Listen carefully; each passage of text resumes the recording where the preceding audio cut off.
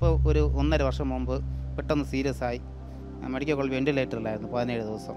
അതിനുശേഷമാണ് ഡോക്ടർ പറഞ്ഞ 2 കിഡ്നിയും തകരാറിലായി, ഇനി ഓപ്പറേഷൻ ചെയ്യാതെ വേറെ വഴിയില്ലെന്ന് പറഞ്ഞു.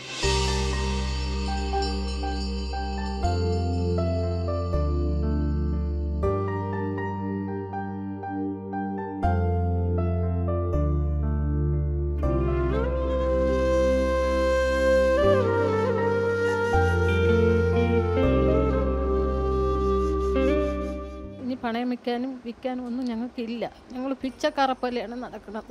പിച്ചക്കാർ യാചിക്കുന്നു ഓരോയിടത്തും പോയി. നമ്മളെ പട്ടിയെ തരത്തും പോലെ തുരത്തുന്ന ആൾക്കാർ.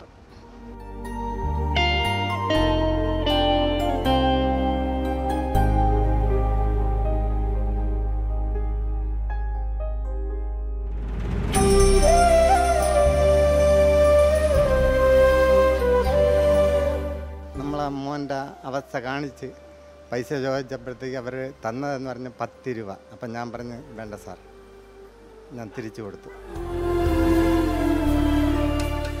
7500 രൂപ എൻ്റെ ഹസ്ബൻഡിന് കിട്ടും. ആ പൈസ വെച്ചാണ് ഞങ്ങൾ വീട് കഴിയുന്നത്. റേഷൻ അരി വാങ്ങിച്ചു വെച്ച്.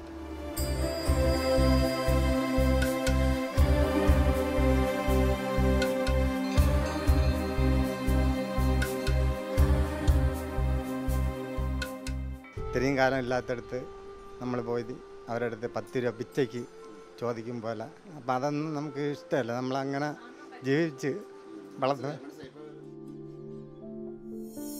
നമസ്കാരം. എൻ്റെ കൂടെ നിൽക്കുന്നത് ശ്രീനന്ദയാണ്.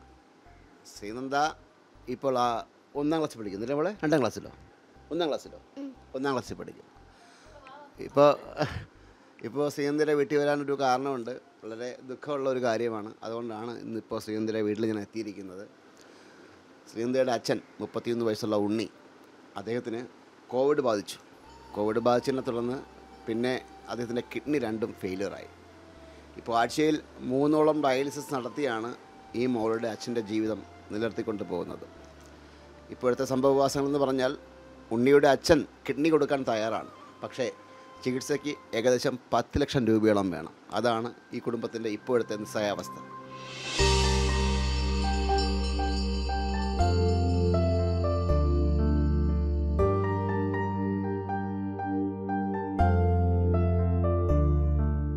ഉണ്ണി ഇതെങ്ങനെയാണ് സംഭവിച്ചത്? ആദ്യം 3 വർഷം മുമ്പ് കോവിഡ് വന്നതാണ്. കോവിഡ് വന്നപ്പോൾ ശ്വാസം മുട്ടലും ചുമയും ഉണ്ടായി. രാത്രി മാത്രമായിരുന്നു കുഴപ്പം. അങ്ങനെ നെയ്യാർ മെഡിസിറ്റി പോവുകയും അവിടെ പോയപ്പോൾ ഡോക്ടർ പറഞ്ഞ് ചെറിയ കിഡ്നി സ്ക്രാച്ച് ഉണ്ടെന്ന് പറഞ്ഞു. അപ്പോൾ അന്ന് നമ്മൾ കുറച്ച് പൈസയൊക്കെ ഉണ്ടായിരുന്നുള്ളൂ. അന്ന് ഉടൻ തന്നെ അവിടെ നിന്ന് നമ്മൾ പേര് വെട്ടി നേരെ മെഡിക്കൽ കോളേജിൽ പോയി. എന്നിട്ട് മെഡിക്കൽ കോളേജിൽ പോയി ഒരാഴ്ച വരെ അഡ്മിറ്റ് ആക്കിയിരുന്നു. എന്നിട്ട് ഡോക്ടർ പറഞ്ഞു കുഴപ്പമില്ല, പൊയ്ക്കോ, ഗുളിക എല്ലാം കഴിച്ചാൽ മതി എന്ന് പറഞ്ഞു. അങ്ങനെ അന്ന് മുതൽ ഗുളിക കണ്ടിന്യൂ ചെയ്ത് ഇപ്പോൾ ഒരു 1.5 വർഷം മുമ്പ് പെട്ടെന്ന് സീരിയസ് ആയി മെഡിക്കൽ കോളേജ് വെന്റിലേറ്ററിലായിരുന്നു 17 ദിവസം. അതിനുശേഷമാണ് ഡോക്ടർ പറഞ്ഞ 2 കിഡ്നിയും തകരാറിലായി, ഇനി ഓപ്പറേഷൻ ചെയ്യാതെ വേറെ വഴിയില്ലെന്ന് പറഞ്ഞു. അങ്ങനെ ഇപ്പോൾ ഡയാലിസിസ് ചെയ്താണ് ഇപ്പം ജീവിക്കുന്നത്. ആഴ്ചയിൽ 3 ഡയാലിസിസ് നിംസ് ഹോസ്പിറ്റലിൽ ചെയ്യണം. അതിൽ 5 എണ്ണം ജില്ലാ പഞ്ചായത്തിൻ്റെ ഫ്രീ ഉണ്ട്. ബാക്കി 4 എണ്ണം നമ്മൾ കയ്യിൽ നിന്നാണ് ഇങ്ങനെ ചെയ്തുകൊണ്ടിരിക്കുന്നത്. ഇപ്പോൾ ഒരു മാസം ചികിത്സയ്ക്ക് മാത്രം എത്ര കാശാണ് ചിലവാകുന്നത്? ചികിത്സയ്ക്ക് മാത്രം 10-15,000 രൂപയോളം ഇതിന് ഒരു മാസമാവും. മൊത്തത്തിൽ ഡയാലിസിസ്, ഗുളിക വാങ്ങിക്കുന്നത് എല്ലാം കൂടെ.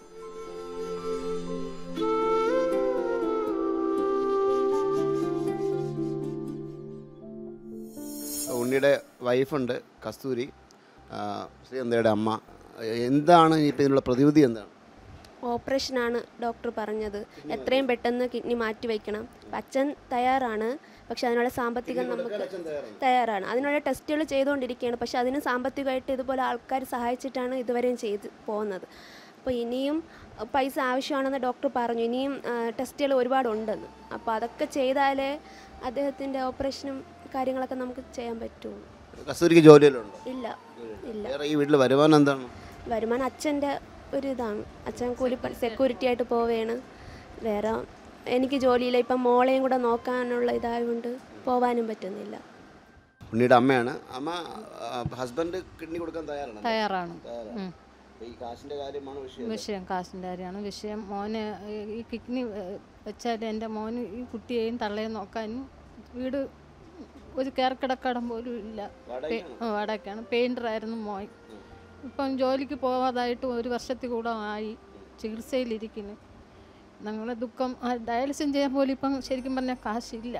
4 ഇപ്പോൾ മാസത്തിൽ 4 ദിവസമുണ്ട്, ചിലപ്പോൾ മാസത്തിൽ 5 തരുന്ന ദിവസമുണ്ട്. ബാക്കി കാശെല്ലാം കയ്യിൽ നിന്നാവുകയാണ്. ഇനി പണയം വയ്ക്കാനും വിൽക്കാനും ഒന്നും ഞങ്ങൾക്കില്ല. ഞങ്ങൾ പിച്ചക്കാരെ പോലെയാണ് നടക്കുന്നത്. പിച്ചക്കാർ യാചിക്കുന്നു ഒരിടത്തും പോയി. നമ്മളെ പട്ടിയെ തരത്തും പോലെ തുരത്തുന്ന ആൾക്കാർ. എനിക്ക് എൻ്റെ കുഞ്ഞിൻ്റെ ജീവൻ രക്ഷിക്കണം. എൻ്റെ കുഞ്ഞിന് കുഞ്ഞുകുട്ടിക്ക് അച്ഛൻ വേണം. അതേ ഉള്ളൂ എനിക്ക് പറയാൻ. ഞങ്ങൾക്ക് വേറെ ഒന്നും വേണ്ട. 10 ലക്ഷം രൂപ നിൻസിൽ മാത്രം കേൾക്കണം. 10 ലക്ഷം ആവും. 2 അച്ഛനെയും മോനെയും നോക്കണം. 1 വർഷം അച്ഛനെയും നോക്കണം, മോനെയും നോക്കണം.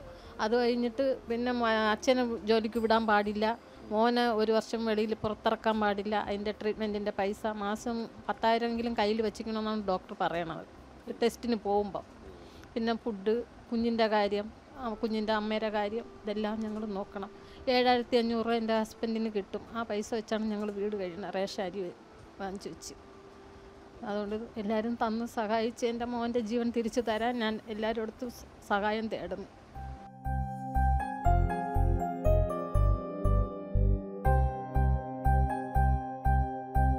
ഉണ്ണിയുടെ ഫാദർ ഇപ്പം ഞങ്ങളോടൊപ്പം ഉണ്ട്. ഇദ്ദേഹമാണ് ഉണ്ണിക്ക് കിഡ്നി കൊടുക്കാൻ തയ്യാറായിരിക്കുന്നത്. പക്ഷേ സാമ്പത്തികം കാരണമാണ് ഇപ്പോൾ കിഡ്നി മാറ്റിവെക്കാൻ പറ്റാത്തൊരവസ്ഥയിൽ ഈ കുടുംബം മുന്നോട്ട് പോയിക്കൊണ്ടിരിക്കുന്നത്. ചേട്ടാ, ഇവിടുത്തെ മെമ്പറെയോ അല്ലെങ്കിൽ രാഷ്ട്രീയക്കാരെയോ ആരുടെയെങ്കിലുമൊക്കെ സഹായം തേടിയോ, അല്ലെങ്കിൽ സഹായിച്ചോ? സഹായം നമ്മൾ കോൺഗ്രസ്സുകാരുടെ അടുത്ത് പറഞ്ഞ് അവരൊരു 30,000 രൂപ ആദ്യം തന്നു. രണ്ടാമത് BJPക്കാർ ഒരു 25,000 രൂപ പിരിച്ച് അവർ 15 രൂപ കൊണ്ട് കൊടുത്തിട്ട് എൻ്റെ മകൻ്റെ അടുത്ത് പറഞ്ഞ് ബാക്കി നിങ്ങൾക്ക് എപ്പോഴാണ് ആവശ്യപ്പെടുന്നത് അപ്പോൾ തരാമെന്ന് പറഞ്ഞ്. പിന്നീട് ഈ ഒരാഴ്ച കൊണ്ട് അവരുടെ അടുത്ത് നമ്മൾ ചോദിക്കുന്നുണ്ട്. അവർ കൊടുക്കാമെന്നും പറയില്ല, അവർ കമ്മിറ്റി കൂടിയിട്ട് എന്തെങ്കിലും തീരുമാനിക്കാം എന്നാണ് പറഞ്ഞത്. അപ്പം ഞാൻ തന്നെ പറഞ്ഞ് നമ്മൾ ഭിക്ഷ അവരുടെ അടുത്ത് ചോദിക്കും പോലെ ചോദിക്കുന്നുണ്ട്, അതുകൊണ്ട് വേണ്ട. ഇനി ചെന്ന് ഒരാഴ്ച കൊണ്ട് അവൻ ആ മുമ്പറ വീട്ടിൽ നമ്മൾ നിരന്തരം, അതെ, ഈ വാർഡിലല്ല മറു വാർഡില്ല. അപ്പം ആ പുള്ളി ഇപ്പം കോൺഗ്രസ്സുകാരായിരുന്നാലും ഒരു പാർട്ടിക്കാർ മാത്രമല്ല, ഇടതുപക്ഷക്കാർ ഇതുവരെയും ഒന്നും കൊണ്ടു തന്നില്ല. അപ്പം അവർ ഇല്ല ഇല്ല. ഇതിനിടയ്ക്ക് ഞാനും എൻ്റെ വൈഫും കൂടെ എൻ്റെ ജോലി കഴിഞ്ഞിട്ട് ഒരു സ്ഥലത്ത് നമ്മൾ പോയി നമ്മളെ മോൻ്റെ അവസ്ഥ കാണിച്ച് പൈസ ചോദിച്ചപ്പോഴത്തേക്ക് അവർ തന്നതെന്ന് പറഞ്ഞ് 10 രൂപ. അപ്പം ഞാൻ പറഞ്ഞ് വേണ്ട സാർ, ഞാൻ തിരിച്ചു കൊടുത്തിട്ട് ഞാൻ അതിനുശേഷം എനിക്ക് ഒരു മടി എന്ന് വെച്ചാൽ ഇത്രയും കാലം ഇല്ലാത്തടുത്ത് നമ്മൾ പോയി അവരുടെ അടുത്ത് 10 രൂപ പിച്ചയ്ക്ക് ചോദിക്കും പോലെ വേണ്ട. ചിലരാണെന്നുണ്ടെങ്കിൽ നിഷ്ഠമായിട്ട് വേറെ രീതിയിൽ പറയും. അപ്പം അതൊന്നും നമുക്ക് ഇഷ്ടമല്ല. നമ്മളങ്ങനെ ജീവിച്ച് വളർത്തുക, അത്രേ ഉള്ളൂ. അതെ. വേറെ ഗ്രൂപ്പിൽ അവർ പിരിച്ചു വെച്ചിരിക്കണമെന്ന് പറയുന്നത് ഓപ്പറേഷൻ വരുമ്പോഴത്തേക്ക് അവർ തരുവുള്ളൂ എന്നാണ് അവരുടെ പറച്ചിൽ. അതെ. അപ്പം അവർ പറയണമെന്ന് വെച്ചാൽ ഒന്നേ ആശുപത്രിയിൽ ആയി ഓപ്പറേഷൻ ആയതിനു ശേഷം. അപ്പം നമ്മൾ പറഞ്ഞ് നിങ്ങൾക്ക് എന്തെങ്കിലും ഇപ്പോഴും തന്നെ ഇപ്പം 18,000 രൂപ 2 പേർക്കുള്ള ആയിട്ടും ബ്ലഡ് പരിശോധിക്കാനായിട്ട് ഡയറ്റ് കുറിച്ച് തന്നു. അതിന് പൈസ ഇല്ല.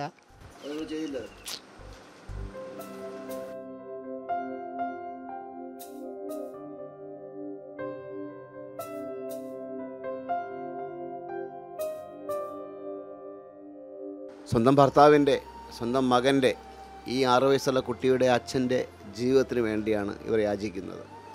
കാരണം പൈസയൊന്നും ഒന്നുമല്ല, ഒരു മനുഷ്യൻ്റെ ജീവനാണ് വലുത്. കിഡ്നി കൊടുക്കാൻ അച്ഛൻ തയ്യാറാണ്. ചികിത്സയ്ക്കുള്ള കാശാണ് ഇല്ലാത്തത്. ഏകദേശം 10 ലക്ഷം രൂപയോളം വേണം എന്നാണ് പറയുന്നത്. ഈ കുട്ടിയുടെ മുഖമെങ്കിലും ഓർത്ത് ഈ ചെറിയ പ്രായത്തിൽ ഈ കുട്ടിക്ക് അച്ഛനെ തിരിച്ചു വേണം. അച്ഛനില്ലാതെ ഈ കുട്ടിക്ക് ജീവിക്കാൻ കഴിയില്ല. ആ ഒരു മനസ്സുള്ള, നമ്മുടെ നല്ല മനസ്സുള്ള നമ്മുടെ സ്വന്തം പ്രേക്ഷകർ, വിസ്മയ ന്യൂസിൻ്റെ സ്വന്തം പ്രേക്ഷകർ, ഇത് കാണുന്ന ഓരോരുത്തരും അകമഴിഞ്ഞ് ഈ കുടുംബത്തെ സഹായിച്ചു കഴിഞ്ഞാൽ ഒരു പക്ഷേ ഞാൻ ആദ്യം പറഞ്ഞ കാര്യങ്ങളൊക്കെ ശരിയാവും. ഒരമ്മയ്ക്ക് മകനെ കിട്ടും, ഭാര്യയ്ക്ക് ഭർത്താവിനെ കിട്ടും, ഈ കുട്ടിക്ക് അച്ഛനെ കിട്ടും.